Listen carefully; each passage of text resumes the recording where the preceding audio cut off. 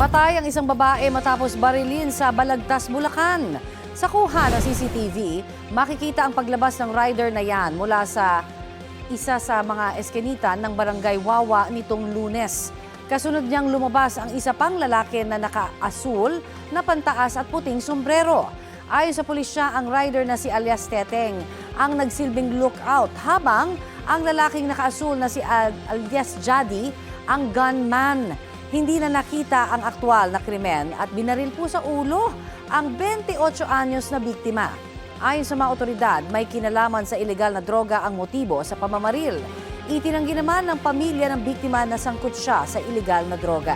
Anila, nadamay lang ang kaanak sa problema ng kinakasama. Nahuli kalaunan si alias Teteng at ang umano'y mastermind na si alias Unyok. Nakumpiska sa kanila ang mahigit 100,000 pisong halaga ng hinihinalang shabu at baril na kargado ng bala. Nasa kustudiya na ng pulisya ang mga suspect na tumangging magbigay ng pahayag. Nahaharap sila sa patong-patong na reklamo. Patuloy ang pagtugis sa gunman. Napinsala ng buhawi ang ilang bahay at establishmento sa Dagupan, Pangasinan. Kita sa CCTV ang pagtangay ng hangin sa isang tent sa Barangay Bunuan, Bugig. Natanggal naman ang bubong na isang bahay doon. Ang yero nito nilipad at sumabit sa puno. Isang bahay pa sa lungsod ang nabagsakan naman ng puno ng mangga. Nagsagawa na ng clearing operations doon. Wala pang impormasyon kung may nasaktan sa pananalasa ng buhawi.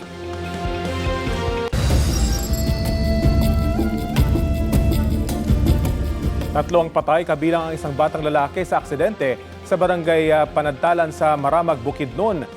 Base sa investigasyon ng pulisya, sakay ng motorsiklo ang isang lalaki at anak niyang 3 taong gulang. Paliko ang motorsiklo sa isang kalsada nang biglang mabangga ng MPV na nakasunod sa kanila. Tumilapon ang mag-ama sa lakas ng impact. Dinala sila sa ospital pero binawian din ng buhay. Nasawi rin ang isang sakay ng MPV. Tumakas doon ang driver ng MPV hanggang sumuko kalaunan sa pulisya. Mahaharap siya sa reklamong reckless imprudence resulting in multiple homicide and damage to property. Wala pa siyang pahayag. Patay ang isang delivery rider sa ambush sa Rojas, Capiz. Ayon sa pulisya, sakay ng kanyang tricycle ang biktima na maghahatid ng parcel ng tambangan ng riding in tandem. Dead on the spot ang 22 anyos na rider matapos magtamo ng tama ng bala sa likod. Kabilang sa mga tinitingnang anggulo sa krimen ang mistaken identity. Wala ring nawala sa pera at gamit ng biktima. Patuloy pa ang investigasyon at pagtukoy sa mga salarin.